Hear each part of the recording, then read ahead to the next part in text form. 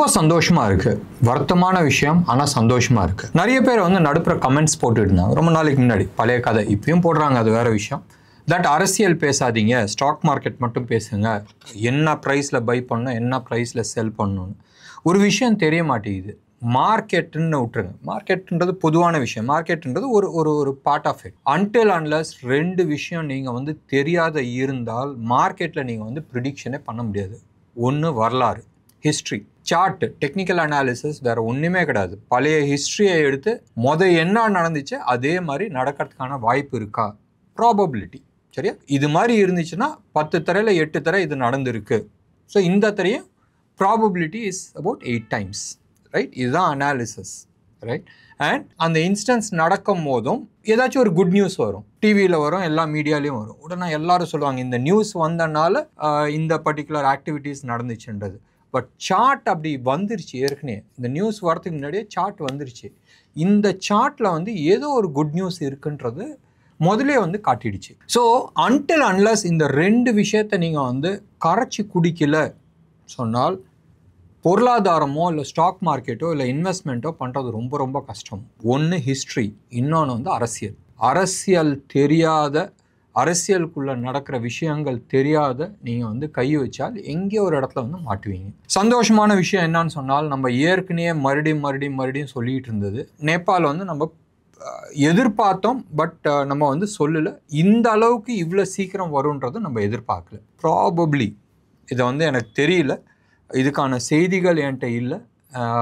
இது வந்து இந்தியாவில் அடுத்தது வரத்துக்கான ட்ரையலாக. பங்களாதேஷ் பார்த்தாச்சு, பாகிஸ்தான் பார்த்தாச்சு, ஸ்ரீலங்காவில் ஒரு 2-3 வருஷத்துக்கு முன்னாடி நம்ம பார்த்தோம், இப்போ நேபாளில் பார்த்துட்ருக்கோம். இது எல்லாமே இந்தியா சுற்றி நடக்குது. இந்தியாவில் இது மாதிரி ஒரு ஈவெண்ட் நடக்கிறதுக்கான ட்ரையலாக கேள்விக்குறி. சரியா? இது மனசில் வச்சிங்க, இது தனியாக இருக்கட்டும். இன்னொன்று ஃப்ரான்ஸ். நம்ம நிறைய இன்சிடென்ட்ஸில் வந்து நம்ம ஃப்ரான்ஸில் வந்து பேசிக்கிட்டு இருந்தோம். அங்கே கல்ச்சுரல் சேஞ்சஸ் நடந்துகிட்ருக்கு. அங்கே அரசியல் ரீதியாக, ரைட்? நான் சொல்கிறது வந்து இந்த பிரைம் மினிஸ்டரு எதிர்கட்சி அந்த அரசியல் கிடையாது. ரிலீஜியஸ் பேஸ்டில் நிறைய சேஞ்சஸ் நடந்துகிட்ருக்கு. பாயிண்ட் 1. ரெண்டாவது ஜெர்மன், மூணாவது யூகே. ஜெர்மன் கூடயும் வந்து ஆக்சுவலாக ஃப்ரான்ஸ்க்கு அப்புறமா ஜெர்மன் நினச்சோம், ஜெர்மனுக்கு அப்புறமா யூகேன்னு நினச்சோம். ஃப்ரான்ஸ் ப்ராபப்ளி அடுத்த ஒரு 1.5-2 வருஷத்தில் வந்து வேறு லெவலில் மாறுறதுக்கான எல்லா சிம்டம்ஸும் தெரியுது. ஒன்று. ரெண்டாவது பிரிட்டனில் ஏற்கனவே சில பெரிய தலைங்கள்லாம் யாரெல்லாம் எஸ்கேப் ஆக முடியுமோ அவங்களாம் வந்து எஸ்கேப் ஆகிட்டாங்க. மோஸ்ட்டாக எஸ்கேப் ஆகிறவங்க யூஏஇக்கு வராங்க, ரைட்? துபாய்க்கு வராங்க, இல்லை அபுதாபிக்கு போகிறாங்க. இப்போதைக்கு அதுதான் வந்து ஹெவனாக தெரியுது. அண்ட் சில பேர் வந்து மற்ற ஐலண்ட்ஸ்க்கு போயிட்டுருக்காங்க. அது டீட்டெயில்ஸ் அப்புறமா பார்த்துக்கலாம். பட் அரசியல் ரீதியாக மாறும் போதும் டெஃபினட்டாக பொருளாதாரமும் மாறும். பங்களாதேஷ் எடுத்து பாருங்கள், தேவர் வேர்ல்ட்ஸ் நம்பர் 1 டெக்ஸ்டைல் எக்ஸ்போர்ட் கண்ட்ரியாக இருந்துச்சு 1.5 வருஷத்துக்கு முன்னாடி. 1.5 வருஷம் கிடையாது, 1 வருஷத்துக்கு முன்னாடி. ஸோ பொருளாதாரம் என்ன ஆயிடுச்சு? பாயிண்ட் 1. பாயிண்ட் 2, நேபாளில் டூரிசம் சூப்பர் டூப்பராக போயிட்டு இருந்துச்சு. ஆல் ஆஃப் எ சடன் பரட்டி போட்டாச்சு. ஸ்ரீலங்கா பரட்டி போட்டாச்சு. பாகிஸ்தான் இம்ரான் கான் இருந்த வரைக்கும் அவங்க நாடு வந்து உள்ள நிறைய போராட்டங்கள் நடந்துச்சு. இம்ரான் கானுக்கும் அங்கே இருக்கிற ஆர்மி சீஃப்க்கும் வந்து நிறைய தகராறு நடந்துருந்துச்சு. பரட்டி போட்டாச்சு. அவர் நம்மளாம் சாகிற வரைக்கும் அங்கே ஜெயில் தான், வெளியில் வரதுக்கான சான்சஸ் கிடையாது. டெஃபினட்டாக பொருளாதாரமும் பரட்டி போட்டிருக்கு. இப்போ பார்க்க வேண்டியது இந்தியாவை பொறுத்த வரைக்கும் இருக்குது. இது ஒரு சைடு. இன்னொன்று சைடு, நம்ம ஆல்வேஸ் ட்ரம்ப்பை பற்றி பேசுகிறோம், யூஎஸ் மார்க்கெட் பற்றி பேசுகிறோம், யூஎஸில் இருக்கிற அரசியல், அங்கே இருக்கிற பொருளாதாரத்தை பற்றி நம்ம பேசிகிட்டு இருக்கோம். ஏன்னு சொன்னால் வேர்ல்ட்ஸ் நம்பர் 1 எக்கானமி இன்றைக்கி க்ளோஸ் அபவுட் $50 trillion. எவ்வளோ? $50 trillion. இந்தியாவோட மார்க்கெட் சைஸ் வந்து அப்ராக்சிமேட்லி அபவுட் $5 trillion. நான் வந்து எக்கானமி சொல்ல, மார்க்கெட் சைஸ், அதாவது ஸ்டாக் மார்க்கெட் சைஸ் வந்து $5 trillion. 10 மடங்கு பெருசாக இருக்குது. அவன் கீழே சரிஞ்சால் என்ன ஆகுன்றது நினச்சி பாருங்களேன். யூஎஸ் அதுக்கு அடுத்த 10 கண்ட்ரியை சேர்த்தா தான் யூஎஸ்க்கு ஈக்குவல் கூட அப்போ கூட வரல. அந்த சைஸை வந்து யூஎஸ். ஸோ யூஎஸ் கீழே விழுந்துச்சுன்னு சொன்னால் என்ன நடக்கும்ன்றது யோசனை பண்ணி பாருங்கள். இதுக்கான ட்ரையல் அவங்களோட அடிக்கடி நான் சொல்லிகிட்டே இருக்கிறேன். யூஎஸ் மார்க்கெட்டோட ஃபஸ்ட்டு சிம்டம் எங்கே தெரியும்னு சொன்னால் பாண்ட் மார்க்கெட்டில் தெரியும். பாண்ட் மார்க்கெட்டில் ஆல் ஆஃப் எ சடன் நம்ம அந்த 5 மேலே பிச்சுக்கிட்டு போகுன்றதை நம்ம எதிர்பார்த்துருந்தோம். 4.9 4.97 வரைக்கும் கூட போச்சு. அங்கேருந்து டக்குன்னு இறங்கி 4.7க்கு வந்திருக்கு. ஏன் 4.7க்கு வந்திருக்குன்னு சொன்னால் பாண்ட் மார்க்கெட்டில் ஃப்ளட்டட். டெய்லி வாரத்துக்கு வந்து 200 பில்லியன் வந்து யூஎஸ் ஃபெட் வந்து போட்டுக்கிட்டு இருக்கு. காசு தேவை. ஸோ பாண்ட் மார்க்கெட்டில் வந்து அவங்க இறக்குறாங்க, புதுசாக பாண்ட்ஸை வந்து இறக்குறாங்க. ஏன் பழைய கடனை கொடுக்கணும். போன வாரத்தில் வந்து அந்த ஒரு வீடியோ நம்ம சொல்லியிருந்தோம். எவ்ரி டே 25,000 கோடி வட்டி மட்டும் கட்டுறாங்க தலைவர். ஸோ அப்போ எவ்வளோ பணம் தேவை இருக்குன்றது யோசனை பண்ணி பாருங்கள். யூஎஸ்க்கு இந்த வட்டி விஷயம் மட்டும்தான் ஒரே ஒரு விஷயம். தூங்காது, ஹாலிடே கிடையாது, கிறிஸ்மஸ் கிடையாது, தீபாவளி கிடையாது, சாட்டர்டே சண்டே கிடையாது, எல்லா நேரமும் அது ஓடிக்கிட்டே இருக்கும். யூஎஸும் அதில் விதிவிலக்கு கிடையாது. இந்தியா, சைனா, ஜப்பான், யூரோப்பில் இருக்கிற சில கண்ட்ரிஸ் இவங்க எல்லாருமே வந்து பாண்ட்ஸை வந்து விற்றுக்கிட்டு இருக்காங்க. பாண்ட்ஸை விற்றுட்டு இவங்க எல்லாருமே வந்து கோல்டுக்கு வந்து மாறிட்டுருக்காங்க. ஸோ மார்க்கெட்டில் அவங்களும் விற்கிறாங்க, புதுசாகவும் வருது. இந்த பழைய ஆளுக்கால் வாங்கினவும் விற்கிறாங்க. மார்க்கெட்டில் வாங்குறதுக்கு ஆள் கிடையாது. ஸோ இன்ட்ரெஸ்ட் ரேட் கீழே போயிட்டே இருக்குது. ஓவர் சப்ளை வந்துச்சுன்னா என்ன ஆகும்? இன்ட்ரெஸ்ட் ரேட் கம்மியாக தான் ஆகும். பட் இன்ட்ரெஸ்ட் ரேட் கம்மியாச்சுன்னா என்ன ஆகும்? No more interest. அதில் ஆர்வம் கிடையாது. வட்டி பற்றி பேசல, ஆர்வம் கிடையாது. ஸோ டெஃபினெட்லி ஆர்வம் கிடையாதுன்னு சொன்னால் அவங்களால பணம் ஜென்ரேட் பண்ண முடியாது. பணம் ஜென்ரேட் பண்ண முடியலன்னு சொன்னால் இங்கே வாங்கின லோனை வந்து அடைக்க முடியாது. பயங்கரமான ஜியோபாலிட்டிக்கல் சிச்சுவேஷன் வருது. நம்ம ஊர் மாதிரி தான். ஏதாச்சும் ஒரு பிரச்சனை வந்துச்சுன்னா வேறு எங்கேயாச்சும் ஒரு இடத்துல கிளப்பி விடுவாங்களே, அதே மாதிரி தான் வந்து யூஎஸும் பண்ணுறதுக்கான எல்லா சான்சஸும் இருக்குது. இதுதான் வந்து சூழ்நிலை. ஸோ ஃப்ரான்ஸ் நம்ம வந்து பார்த்துக்கிட்டு இருக்கோம். சுட நியூஸ் வந்துட்டுருக்கு. அங்கே இப்போ ரைட் நோ கலவரம் போயிட்டுருக்கு. அந்த கலவரம் அவங்க வந்து சொல்கிறத வந்து கரப்ஷனு, அங்கே இருக்கிற பிரதமர் வந்து சரியில்லைன்றது, அதெல்லாமே different issues. But major issue என்னன்னா, இந்த என்கிட்ட இருக்கிற ப்ராப்ளம் அப்படியே தூக்கி எவன்கிட்டயே கொடுத்துட்டு அப்பா நீ பார்த்துக்குன்னு சொல்லிட்டு வெளில போகிற எஸ்கேப் ஆகிற சிஸ்டம். எனிவே யூஎஸ் மார்க்கெட் நேற்று மோர் ஃப்ளாட்டிஷாக இருந்துச்சு. டாலர் இண்டெக்ஸ் ஃப்ளாட்டாக இருந்துச்சு. கோல்டு, சில்வர் எல்லாமே வந்து பெரிய மாற்றங்கள் கிடையாது யூஎஸில். அதே மாதிரி யூஎஸ் மார்க்கெட்டும் வந்து ஃப்ளாட்டிஷாக தான் நேற்று இருந்துச்சு. இது ஒரு சைடு. இந்தியன் மார்க்கெட் இன்னைக்கு ஒரு ஸ்டேஜில் வந்து க்ளோஸ் டு அபவுட் 150 பாயிண்ட்ஸ் ப்ளஸில் இருந்துச்சு. கேப் அப் ஓப்பன் ஆகி மேலே வந்து சஸ்டெயின் ஆகி நின்றுக்கிட்டு இருந்துச்சு. பட் க்ளோஸ் ஆகும் போதும் 128 பாயிண்ட்ஸ் ஃபியூச்சர்ஸ், ரைட், 25,079 இதுதான் வந்து நிஃப்டி க்ளோஸ் ஆன லெவல் ஃபியூச்சர்ஸில். ஆல்மோஸ்ட் 125 வரைக்கும் போச்சு. 25,125. ஸோ இங்கே வந்து ஒரு 21, அங்கே ஒரு 25, ஸோ 41 ப்ளஸ் 128ன்னு நீங்கள் போட்டிங்கன்னா ஆல்மோஸ்ட் 160 170 பாயிண்ட் வந்து மார்க்கெட் வந்து ஒரு ஸ்டேஜில் வந்து டச் ஆச்சு. நிஃப்டி ப்ரீமியமில் இருக்குது, 106 பாயிண்ட்ஸ் ப்ரீமியமில் இருக்குது. இன்றைக்கி intra day swing, right, gap அப்போட நம்ம சொல்ல இன்றைக்கோட லோ அண்ட் ஹை நம்ம எடுத்துக்கிட்டோம்னா க்ளோஸ் அபவுட் 124 பாயிண்ட்ஸ் இருக்குது. பேங்க் நிஃப்டி இன்றைக்கி நல்லா பண்ணிச்சு, mainly because of HDFC bank, right.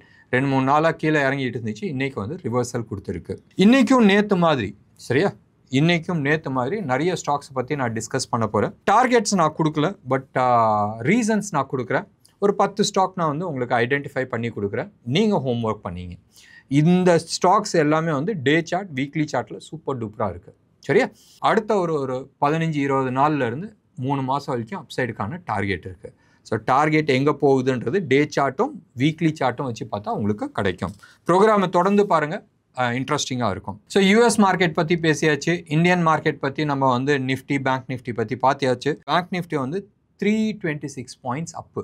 Bank Nifty futures intraday swing வந்து 378 அண்ட் ப்ரீமியமில் தான் இருக்குது. ஆல்மோஸ்ட் 259 பாயிண்ட்ஸ் வந்து ப்ரீமியமில் இருக்குது. இன்றைக்கி வந்து ஒரு இன்ட்ரெஸ்டிங்கான விஷயம் என்னன்னு சொன்னால், கால் அண்ட் புட்டு ரெண்டுமே வந்து 25,000ல் வந்து லாக் ஆகிருக்கு. காலும் வந்து ஹையஸ்ட் கால் வந்து 25,000ல் தான் இருக்குது அண்ட் புட்டும் வந்து 25,000ல் தான் இருக்குது. ஸோ ப்ராபப்ளி ரேஞ்ச் பவுண்டில் இருக்கிறதுக்கான வாய்ப்புகள் இருக்குது. கால் அண்ட் புட்டில் வந்து எது ஜாஸ்தி இருக்குன்னு சொன்னால், ஓவராலாக புட்டு தான் வந்து ஜாஸ்தியாக இருக்குது. ஜாஸ்தி கிடையாது, ரொம்ப ஜாஸ்தி கிடையாது, இருக்குது, சுமாராக இருக்குது. எவ்வளோ இருக்குது? 59,47,000 புட்டு வந்து ஜாஸ்தியாக எழுதியிருக்கு. So that means down side risk வந்து கம்மியாக இருக்குது, அப்சைடுக்கான பாசிபிலிட்டிஸ் நிறையா இருக்குன்றதான் இப்போதைக்கு காட்டிகிட்டு இருக்கு. பட் 25,000 உடைக்கிறது கஷ்டமாக கேள்விக்குறி தான். ஏன்னு சொன்னால் ஆல்மோஸ்ட் 1 crore 4 lakh கால்ஸ் வந்து அதே ஜோனில் எழுதியிருக்கு. இன்றைக்கு மட்டுமே ஆல்மோஸ்ட் 49 lakhs எழுதியிருக்கு. 50% எக்ஸ்ட்ரா கால்ஸ் இன்னைக்கு மட்டுமே எழுதப்பட்டு உள்ளது. யோசிக்க வேண்டிய விஷயம் என்னன்னு சொன்னால், புட்டு வந்து அதே லெவலில் தான் இருக்குது. 25,000 1 crore 3 lakhs இருக்குது, அது 1 crore 4 lakhs. ஸோ மோர் ஸ்ட்ராடல்ஸ் வந்து போட்டு இருக்கிறதுக்கான சான்சஸ் இருக்குது. காலும் விற்று புட்டும் விற்று இருப்பாங்க. ஸோ எனிவே நாளைக்கு வந்து நம்ம பார்க்கலாம் எந்த டைரக்ஷனில் போகுது. But market as of now புல்லிஷாக தான் காட்டிகிட்டு இருக்கு. கோல்டு ரேட்டு 24 கேரட் 11,300 லெவலில் வந்து ட்ரேட் ஆகிட்டு இருக்கு. இது 24 கேரட் ஜிஎஸ்டியோட சென்னையில் விற்கிற ரேட்டு. சில்வரை பொறுத்த வரைக்கும் 1,28,000 பக்கமாக வந்து ட்ரேட் ஆகிட்டு இருக்கு. எக்ஸ்ட்ரா ஒரு 10 ரூபாய் மேலே போயிட்டு இருக்கு. ஸோ 1,28,010 வந்து ட்ரேட் ஆகிட்டு இருக்கு. ரூபியில் வந்து ஒன்றும் பெரிய மாற்றம் கிடையாது. 88 rupees 12 பைசாவில் தான் வந்து ட்ரேட் ஆகிட்டுருக்கு. இந்தியா விக்ஸ் இன்றைக்கி வந்து ஒரு 1.38% கீழே குறைஞ்சி 10.54 வந்து நிற்கிது. எப்போ இது பிளாஸ்ட் ஆக போகுதுன்றது தெரியாது. நேற்று எஃப்ஐஐஸ் ரொம்ப நாள் கழிச்சு வாங்கியிருக்கிறாங்க. 2,050 கோடிக்கு வாங்கியிருக்கிறாங்க. நம்ம ஆளுங்க விற்கலை. ஓகே, நம்ம ஆளுங்க நெகட்டிவ்ல இல்லை. என்றைக்குமே அவங்க வாங்கினா நம்ம ஆளுங்க விற்றுருப்பாங்க. நம்ம ஆளுங்க வந்து பெருசாக விற்கல. நம்மளும் வந்து 83 crores வந்து வாங்கியிருக்கிறோம். இன்றைக்கி ஐடி ஸ்டாக்ஸ் எல்லாமே வந்து சூப்பர் டூப்பராக போயிட்டு இருந்துச்சு. ஆஸ் யூஷுவல் பேங்கிங் நல்லா போயிடுச்சு. பவர் செக்டர்ஸ் நல்லா போயிருக்கு. அண்ட் நீங்கள் வந்து எடுத்து பார்த்தீங்கன்னா விப்ரோ, ஹெச்சிஎல் டெக், பஜாஜ் ஃபின்சர்வ், டெக் மஹேந்திரா, ஆக்சிஸ் பேங்க்கு, டிசிஎஸ் இவங்க எல்லாருமே வந்து லாங் பில்டப் ஆகிருக்கு. ஸோ ப்ரைஸும் மேலே ஏறி இருக்குது. ஃப்யூச்சர்ஸ்லேயும் நிறைய பை நடந்திருக்கு. இதெல்லாம் விட்டுருங்க. நம்ம பேசணும். இன்றைக்கி ஒரு 10 ஸ்டாக் ஐடென்டிஃபை பண்ணுறேன்னு சொன்னேன். உங்களோட ஹோம்ஒர்க் நீங்கள் பண்ணுங்கள். மீண்டும் நான் சொல்கிறேன், நான் டெக்னிக்கல் அனாலிசிஸில் ஸ்டாக் ஐடென்டிஃபை பண்ணி கொடுக்க முடியும். நான் சிபி ரிஜிஸ்டர்ட் அட்வைசர் கிடையாது. நீங்கள் உங்களோட ஹோம்ஒர்க்ஸ் நீங்கள் பண்ணிக்கிறது புத்திசாலித்தனமாக இருக்கும். நேற்று வந்து நிறைய பேர் வந்து ஒரு கம்ப்ளைண்ட் கொடுத்துருந்தாங்க. காட்ரேஜ் கன்சியூமர் ப்ராடக்ட்ஸ் டார்கெட் சரியில்லை, ப்ரைஸ் வந்து நீங்கள் சொன்ன ப்ரைஸ் வேறையாக இருக்குது, இங்கே வேறையாக இருக்குன்றது. ஸோ நேற்று என்ன சொன்னன்றதை நான் கேட்க விரும்பல. Godrej consumer products current market price, அதாவது இன்னைக்கு மார்க்கெட் ப்ரைஸ் வந்து 1,256 ட்ரேட் ஆகிட்டுருக்கு. எவ்வளோ? 1,256 ட்ரேட் ஆகிட்டுருக்கு. Stop loss 1,220. ஒரு 36 ரூபா வந்து ஸ்டாப் லாஸ் போடுறோம். 1,200 இல்லை 36 ஒரு பெரிய இது கிடையாது. ஸோ 36 நம்ம வந்து ஸ்டாப் லாஸ் போடுறோம். அண்ட் அப்சைடு இலக்கு 1,374. ஸோ க்ளோஸ் டு அபவுட் 36 கீழே ஸ்டாப் லாஸ், மேலே வந்து 125 டார்கெட். 1:4 இருக்குது. டெஃபினட்டாக வந்து ரிஸ்க் ரிவார்ட் நல்லா இருக்குன்னா சூப்பர் டூப்பராக இருக்குது. ஸோ இது மனசில் வச்சிங்க. ஸோ நேற்று வந்து ஏதாச்சும் தவறு இருந்துச்சுன்னா மன்னிச்சிடுங்க. அண்ட் காட்ரேஜ் கன்சியூமர் ப்ராடக்ட்ஸோடு ஆரம்பிச்சிருக்கிறேன். அடுத்த ஸ்டாக் வந்து BDL, Bharat Dynamics. Current market price வந்து 1,496 வந்து ட்ரேட் ஆகிட்டுருக்கு. வீக்லி அண்ட் டெய்லி சார்ட்டில் சூப்பர் டூப்பராக இருக்குது. வால்யூம் பிரேக் அவுட் இன்றைக்கி. எவ்வளோ? Volume break out. So further upside போகிறதுக்கான சான்சஸ் இருக்குது. ஒரு சின்ன புல் பேக் வரலாம். மேபி நாளைக்கு வரலாம், இல்லை நாளான்னைக்கு வரலாம். பட் டெஃபினட்டாக வந்து இன்றைக்கான லோ வரதுக்கான பாசிபிலிட்டிஸ் கொஞ்சம் கம்மியாக இருக்குது. வராதுன்னு நான் சொல்ல, கொஞ்சம் கம்மியாக இருக்குது. அண்ட் இன்றைக்கு மட்டுமே ஆல்மோஸ்ட் 5.11% அப்பாக இருக்குது. ஞாபகம் வச்சுங்க, volume break out. Again public sector enterprise. அடுத்தது வந்து பிஇஎல். பிஇஎலுக்கு நிறைய ஆர்டர்ஸ் வந்துட்டுருக்கு. அண்டு கரண்ட் மார்க்கெட் ப்ரைஸ் வந்து 388. இன்றைக்கி வந்து க்ளோஸ் டு அபவுட் 4.33% வந்து அப்பாக இருக்குது. இதுவும் வால்யூம் பிரேக் அவுட். அண்ட் பர்ஃபெக்டாக வேவ் 3 முடிச்சு, வேவ் 4 முடிச்சு, வேவ் 5க்கு வந்து அப்சைடு போகிறதுக்கு ரெடி ஆகிடுச்சு. ஸோ டெய்லி அண்ட் வீக்லி ரெண்டுலேயுமே வந்து ரிவர்சல் பேட்டர்ன் கொடுத்துருக்கு. அண்ட் வால்யூம் பிரேக் அவுட் ஆகிருக்கு. இதுக்கு அடுத்ததான் நம்ம எடுத்துக்கிட்டோம்னு சொன்னால் கோஃபோர்ஸ் 1,768. ஞாபகம் வச்சுங்க, எந்த ஸ்டாக்குமே நான் டார்கெட் கொடுக்கல. பட் டெஃபினட்டாக எல்லாமே வந்து 15-20% அப்சைடுக்கான பாசிபிலிட்டிஸ் இருக்குது. ஸோ கோஃபோர்ஸ் வந்து 1,768. இன்றைக்கான க்ளோசிங் ப்ரைஸ் 68.6, 60 பைசா ஏன் ஒன்றும். க்ளோஸ் டு அபவுட் 4.24% வந்து அப்பாக இருந்துச்சு. இதுவும் வால்யூம் பிரேக் அவுட். இதுக்கு அடுத்தது வந்து பேங்க் ஆஃப் இந்தியா 117. எவ்வளோ? 117 rupees 49 பைசாவில் வந்து க்ளோஸ் ஆகிருக்கு. இதுவும் இன்றைக்கி வந்து 4%, 4.19% அப்பாக இருந்துச்சு. Volume break out. Beautiful setup day and வீக்லியில். மந்த்லிலையும் சூப்பர் டூப்பராக இருக்குது. ஒரு நல்ல டீப் கரெக்ஷன் வந்து ரெடி ஆகிருக்கு அப்சைட் போகிறதுக்கு. நான் சொன்ன அத்தனை ஸ்டாக்குமே, இதுக்கு முன்னாடி சொன்ன அத்தனை ஸ்டாக்குமே மந்த்லியில் ஒரு நல்ல கரெக்ஷன் வந்து ரிவர்சல் ஆகிருக்கு. So it is not just daily and weekly, மந்த்லிலையும் வெரி ஷார்ட்லி பிரேக் அவுட் கொடுக்கறதுக்கு வாய்ப்புகள் இருக்குது. ஸோ மனசில் ஞாபகம் வச்சுக்கிட்டு கொஞ்சம் லாங் டேர்மாக யோசனை பண்ணுங்கள். இதுக்கு அடுத்தது வந்து சயண்ட், CYIENT. ஸோ ஸ்டாக் ப்ரைஸ் வந்து 1278. இதுக்கு அடுத்தது வந்து சிஜி பவர். நேற்றே வந்து நம்ம பேசியிருந்தோம், சிஜி பவர் பற்றி நம்ம பேசியிருந்தோம். இன்றைக்கி க்ளோஸ் அபவுட் 3%க்கு மேலே வந்து அப்பா இருந்துச்சு. Volume break out.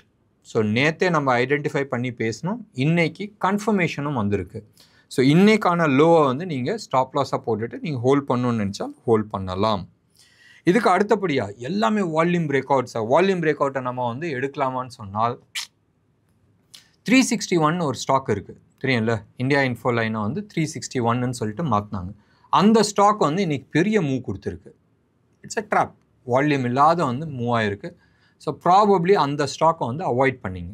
361 இது வந்து உங்களுக்கு வந்து ஒரு ட்ரிக்கி சிச்சுவேஷன் மார்க்கெட்டில் இருக்குன்ற சொல்கிறதுக்கோசரம் நான் சொல்லியிருக்கிறேன். ஸோ 361 நீங்கள் வந்து ட்ரேட் பண்ணாதீங்க, அது தூக்கி வாரத்தில் வச்சிங்க. இதுக்கு அடுத்தது வந்து கெனரா பேங்க் 110 ருபீஸில் இருக்குது. ஏயு பேங்க் வந்து 713 இருக்குது. ரெண்டுமே வந்து சூப்பர் டூப்பராக வால்யூம் பிரேக் அவுட் கொடுத்துருக்கு. ஒரு அழகான பேஸ் ஃபார்மேஷன்ஸ் கொடுத்துருக்கு டே அண்ட் வீக்லியில்.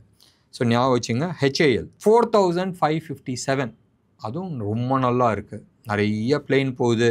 அடுத்த மாதம் வந்து அவங்க 2 பிளேன் வந்து டெலிவர் பண்ண போகிறாங்க.